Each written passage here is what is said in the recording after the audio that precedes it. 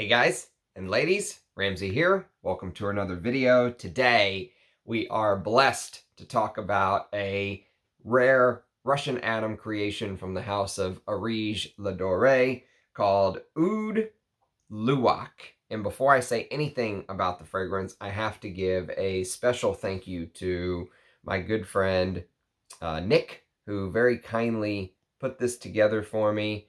I am blessed to have subscribers like him to do stuff. I mean, Oud Luwak is very expensive now in the secondary market because it's a 2018 release. And as you guys know, Russian Atom does very limited run distribution. So he does his creation. He'll usually release the fragrance, however many bottles he makes, 100, 500, whatever the amount is, and then it's done.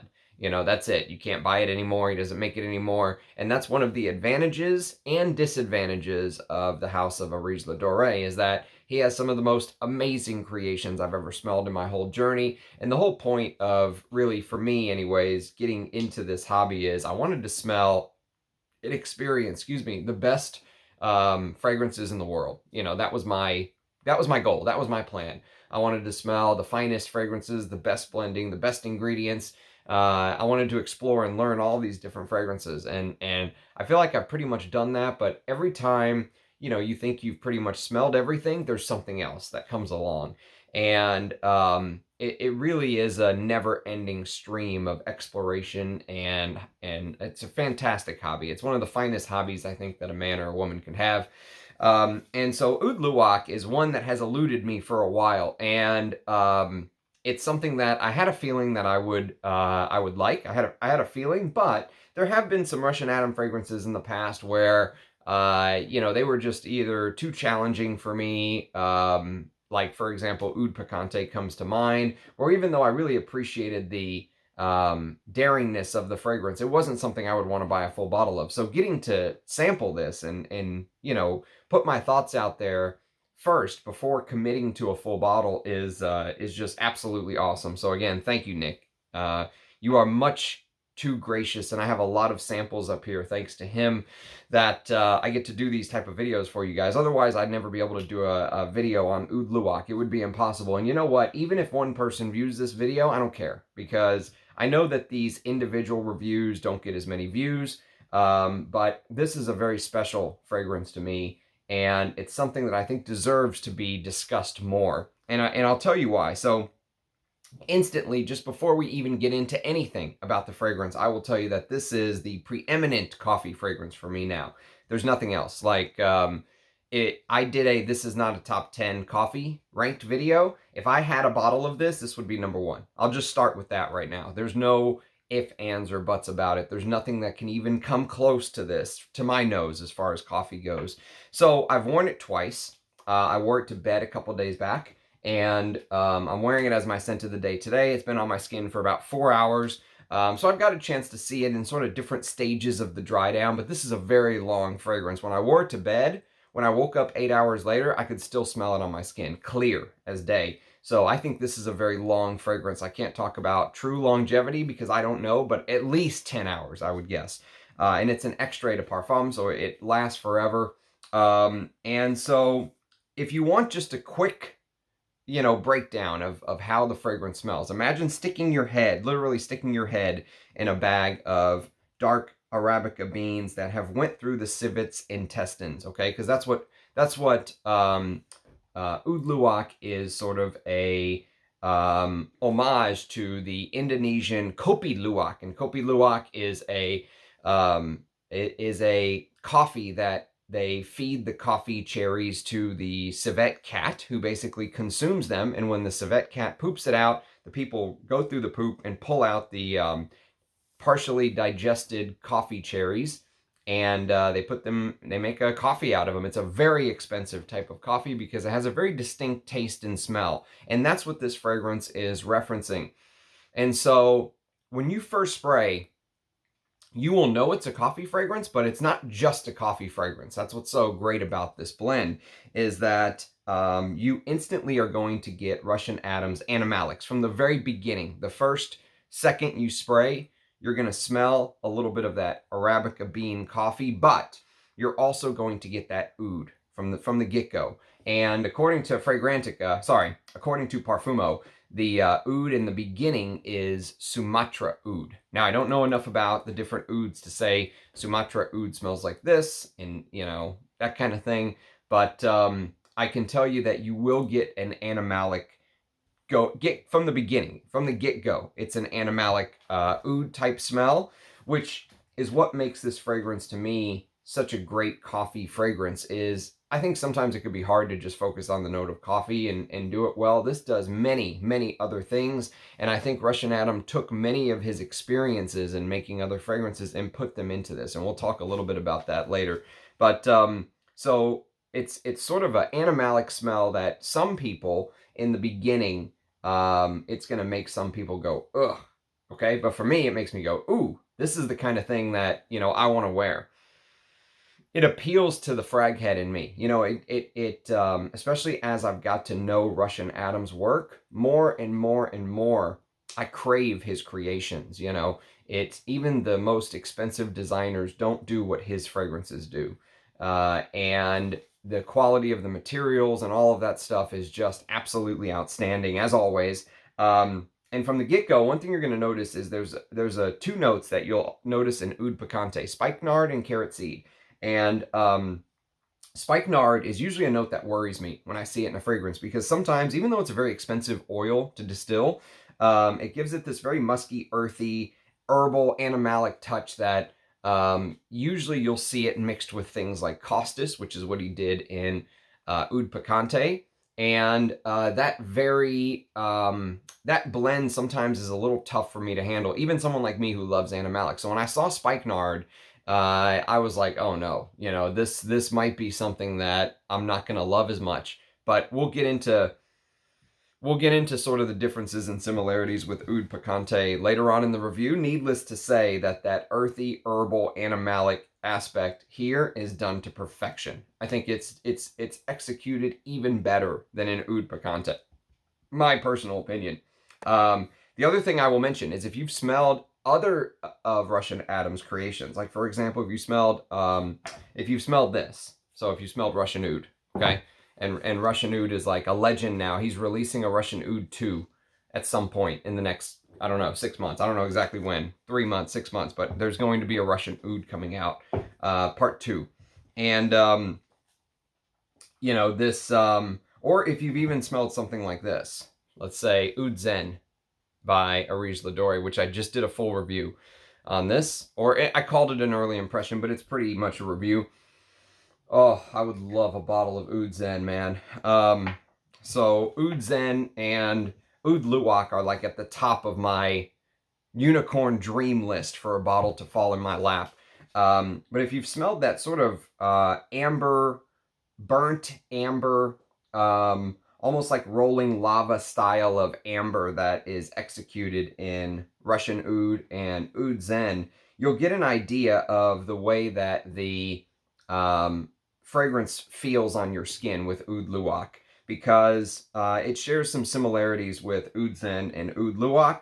And there is this heft to the fragrance. There's this presence of it. There's this weight when you wear it. It is not a shy fragrance at all. And it has, really, that heft is the best way I can describe it. There's this wholeness with the perfume. A feeling of presence, a feeling of purpose with the fragrance. It doesn't feel shy or timid at all. This is a fragrance that really stands on its own 2 feet. And there's one word that I want you to sort of keep in mind as I'm talking about the fragrance when we're thinking about Oud Luwak, and the word is roasted.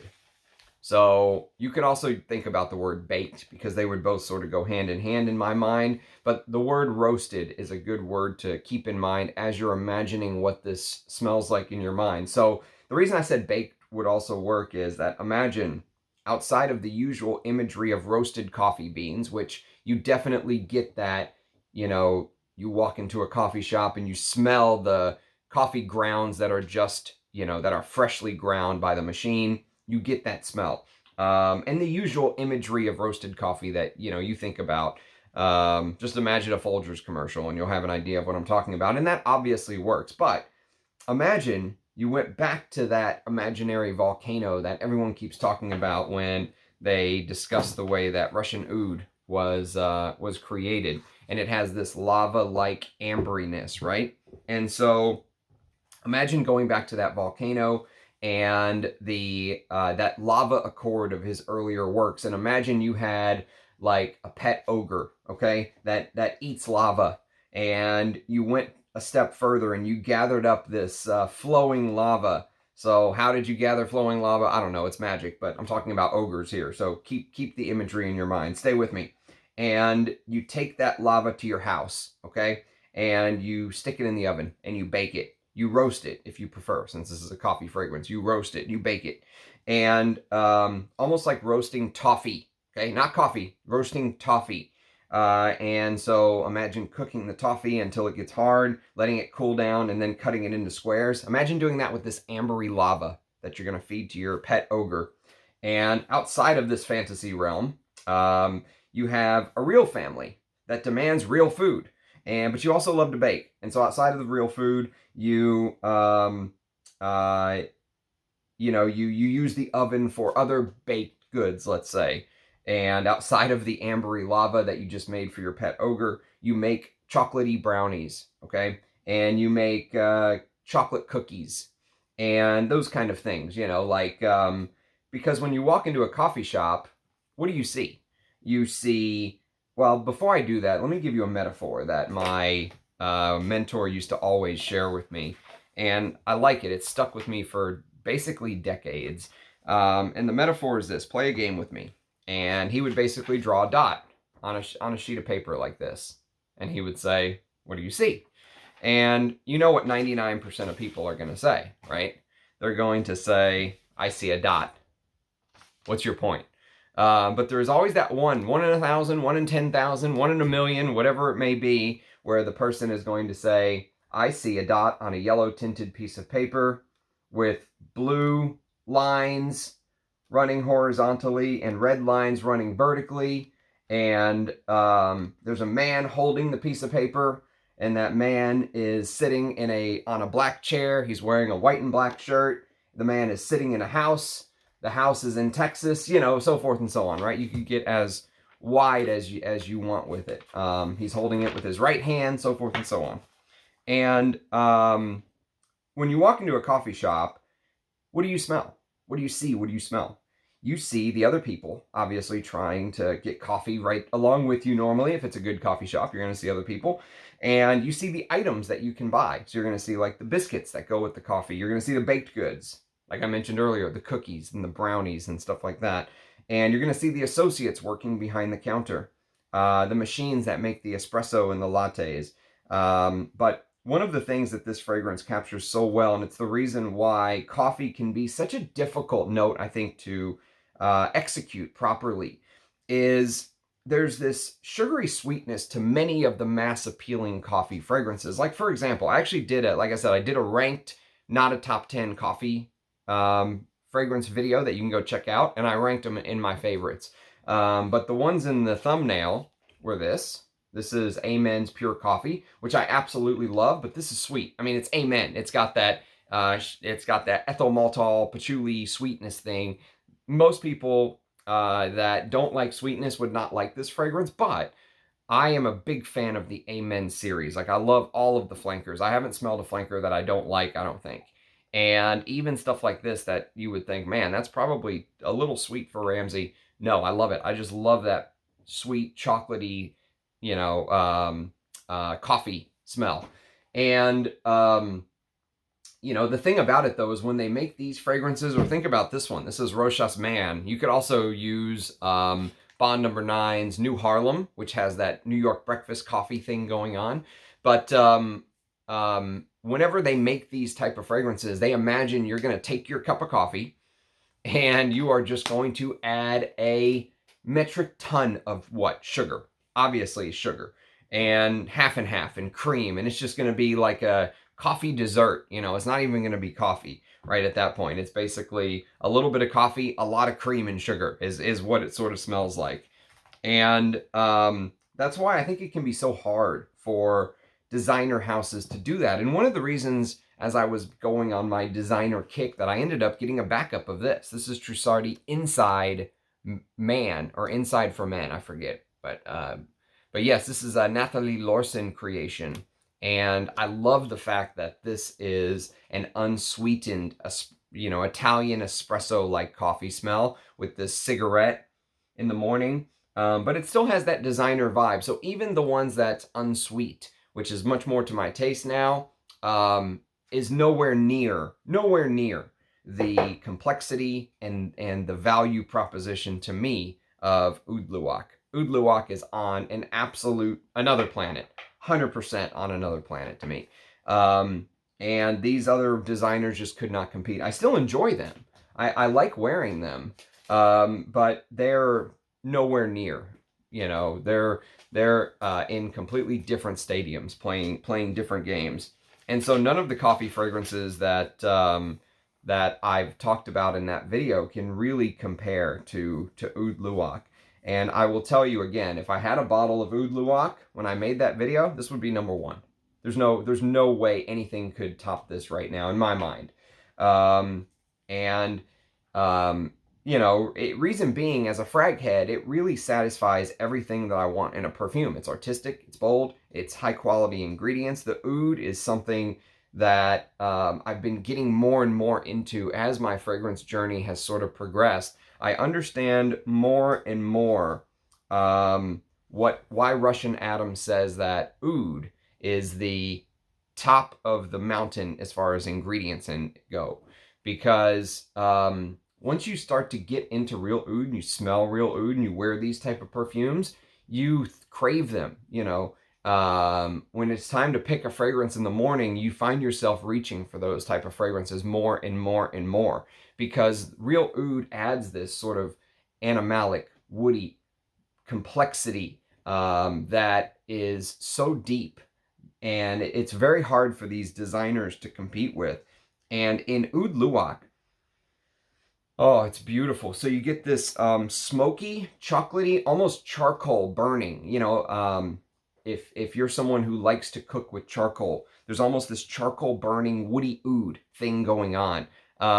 So take that image of sticking your head in Arabica beans, in just a Arabica beans. Just take that and push it to the side, and let's go down the oud route for a little bit, because imagine that volcano lava that we talked about earlier flowing, and just picture Wilhelm von Homburg as Vigo in Ghostbusters 2, okay? The bad guy in Ghostbusters 2, collecting the lava-looking slime, right? Rivers of that slime, right? That's the image of the lava that I sort of see. And now imagine that flowing lava turns to ash. So it hardens and it turns to ash, where if you just touch it, poof, it's ashy. And it becomes this baked, woody, slightly chocolatey oud that, according to the Areej Le Dore website, is thick, and it's definitely thick. It's dark, it's definitely dark. It's smoky, 100%. The smoke in here is outrageously good. Regal and masculine. And the masculine part is 100% spot on. It captures this very high-grade sinking agarwood note accord that is unreal in its smoothness and depth. It's like, because lava has this depth to it, right? So when you see lava flowing, it's not like a tiny thin line. It looks like it's sometimes like thick, like lava stacked on top of lava flowing. There's mass to it, if that makes sense.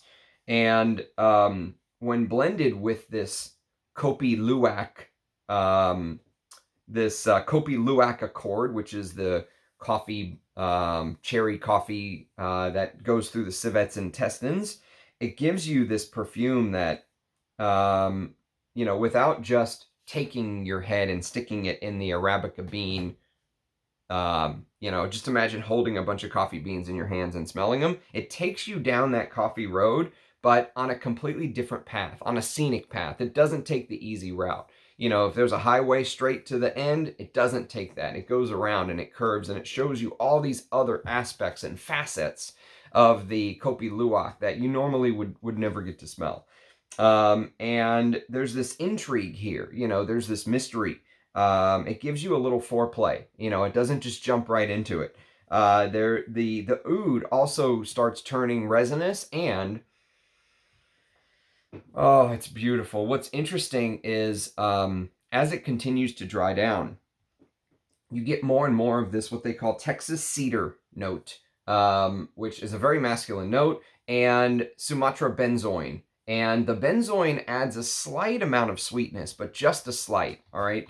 The sweetness here is nothing like the sweetness in something like this. So even though I could, if somebody said that Oud Luwak is a sweet fragrance, I could let it pass because the sweetness comes, I think, naturally from that lava-like amberiness and the Sumatra benzoin, but it's a completely different smell of sweetness. It's almost like you can isolate the coffee in Oud Luwak, and the coffee is just like smelling one of the most complex coffee beans you've ever smelled, okay? And it's like smelling just black coffee. But on the other side of the coin, the Sumatra benzoin adds this sort of this a little bit of this sweet boozy benzoin like accord is the way that the Areej Le Dore website describes it, and I think that's a good way to put it. There is a little bit of this sweetness, but it comes naturally from the benzoin. It's glorious. It's completely different from the sweetness in something like this, a designer coffee scent, right? And so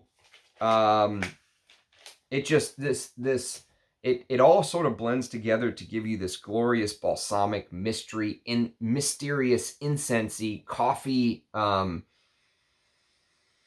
Oh, I mean, what a creation. And the other thing I should mention is in the base, you'll notice there's Indian oud. And so while I mentioned I really like the opening where Russian Adam shows his strong hand and adds that animalic touch in the opening. I mean, there's no getting around the animalic opening. It may very well put some people off, but I love that type of perfumery. Me and Russian Adam share the gift and curse of always wanting more. We want more animalics and more incense and more oud and more ambergris and more musk in our perfumes, all that stuff, right?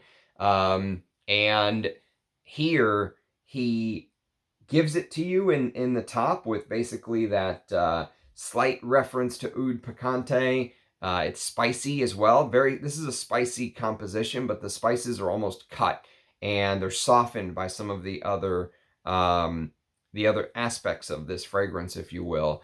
But the Indian oud in the base, what makes it interesting is as it continues to dry and more of that amberiness starts to come out, you're going to notice this animalic Indian oud start to come out more and more from the base, which you really don't get in the opening as much. The opening does focus a little more on the coffee, and it focuses more on that spicy animalic touch from like the spike nard, which is that musky, earthy note that is usually pretty strange, but this is one of my favorite executions of spike nard. And I think it's called nard Himalayan or Jetamansi, if I'm not mistaken.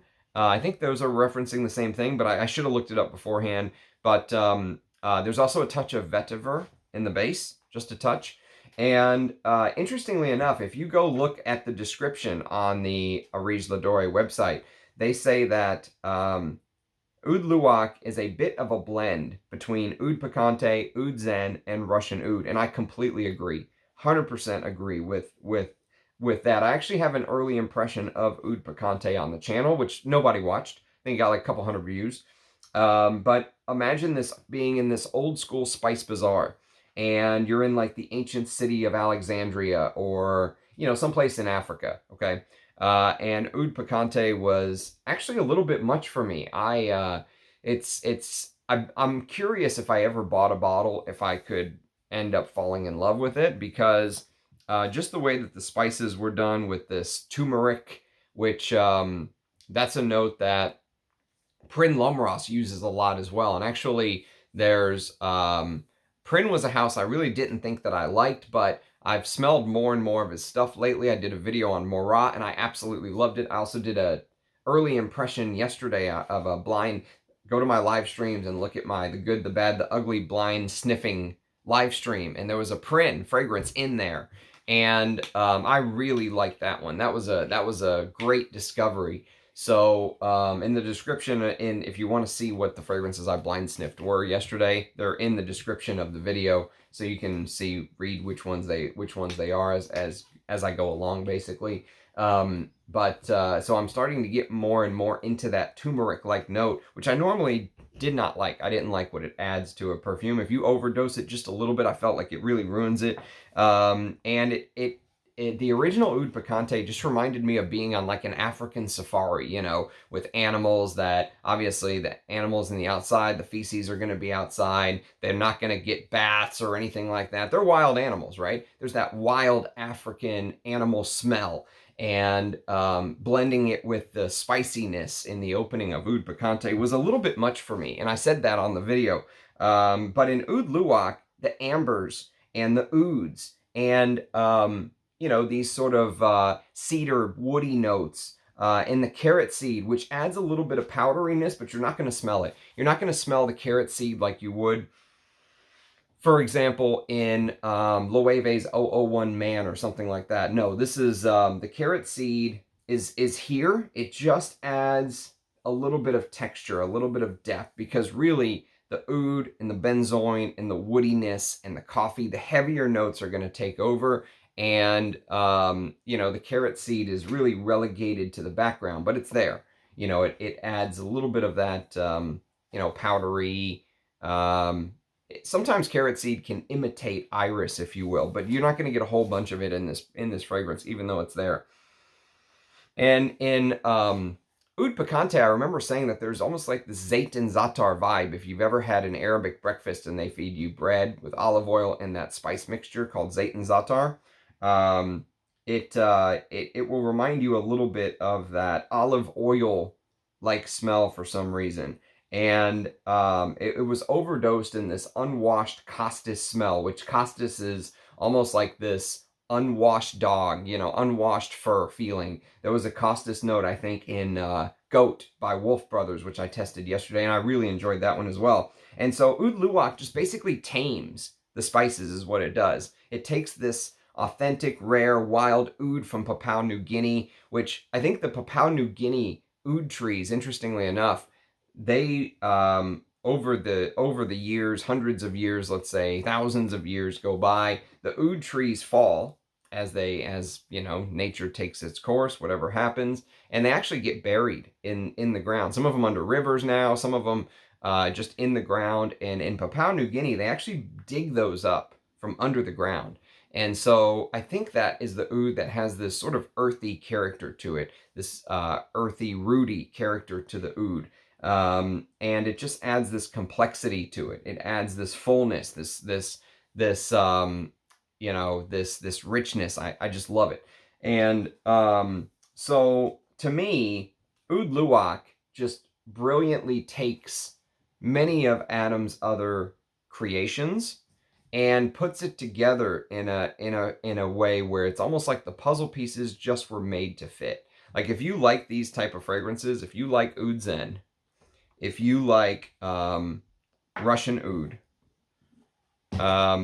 and if you like Oud Picante, which I actually have my sample right here, maybe I'll give it a wear tonight before bed just to remind myself of it. I've got maybe a spray or two left. And so, you know, if those are your type of fragrances, if you love that stuff, you'll love Oud Luwak. There is no doubt in my mind. It is, they say it's an unparalleled composition. And in the coffee game, I 100% agree, 100%. I would love a bottle of Oud Luwak, even though it's only 30 mils. I think it's 100% full bottle worthy. I'm probably shooting myself in the foot doing this video before I find myself a bottle. But if you want more info on stuff like, you know, Russian Oud or on Oud Zen, go check out there's an entire Areej Le Dore playlist. You can go check that out. You can see my thoughts on the Oud Zen and Russian Oud if you really want more information on the fragrances that, you know, feel like, you know, they're part of the history of Oud Luwak, because Oud Luwak feels almost like further along in the story, you know, further along in Russian Adam's journey and it's a continuation of some of his previous work that gets such acclaim. And so for me, 100% full bottle worthy, the best coffee fragrance I've ever smelled, hits all of the marks that I asked for in a fragrance. Absolutely love. Pure and unadulterated love by the Ram. I hype what the hell I want to hype, and I bash what the hell I want to bash. That's one of the advantages of, you know, basically being on your own, spending your own money on stuff like this. You're not beholden to brands, and you know. But for me, I know it can be tough because I'm basically hyping a fragrance that you can't just go buy. You have to go on eBay and go on a little bit of search. And you know what? There is a satisfaction, I think, to that search. Like, imagine looking for a bottle of Oud Luwak for 2, 3, 4 years, and then all of a sudden you find it. You know, a friend has it and sells it to you, or something like that. Or you see one pop up on eBay and it's not scalper prices, and so you finally find your bottle. And there's a, you know, the hunt is also fun. It's not just about having the fragrance. To me, the hunt is also fun. So this is going on the hunt list. I would love a bottle of Oud Luwak. Just absolutely stunning stuff. Thank you for creating this, Russian Atom. I think that it should definitely be experienced by as many frag heads as possible. And you know what? It's going to be in the 90s today. It's going to be like 95 degrees here in Texas, 96 degrees. It's going to be hot. And I'm wearing this as my scent of the day, and it doesn't. Now, obviously, I'm inside my house, but I would have no problem wearing this out and about. I think this could easily be worn in any weather, although most people would probably say this is a cold, you know, winter, autumn fragrance. I've learned that ouds actually really work well in the heat. That's how they wear them in the Middle East. They wear them in the heat, and being in Texas and having sort of a similar, you know, a similar environment to the Middle East here, as far as temperature goes. Obviously, it's not a desert. We have some greenery, but yes, I mean, it works fantastic for me. So pleasure getting to do this review and wearing it and getting to know it. Honestly, I really feel like I got to wear and test and smell something very special today. Thanks to you, Nick, for putting this together. I hope this review helps some people. I hope you know, wait for me to get my bottle, then you can put it on your wish list. But Oud Luwak is right up there with my Malik Al Taif, Oud Luwak, Oud Zen full bottle wish list from Areej Le Dore. So, you know, who knows? Maybe one day you'll see a bottle on my shelf. But it's been a pleasure. Thank you to everybody for watching. If you've smelled Oud Luwak, do please leave a comment. I'd love to hear your thoughts. I love interacting with you guys. There's so much knowledge out there in the community. One man can never know anything. And so, you know, the knowledge and the combined knowledge and willingness to share is what makes this such a glorious community. So thank you. Thank you again for watching, and I'll catch you guys next time. Cheers. Bye-bye.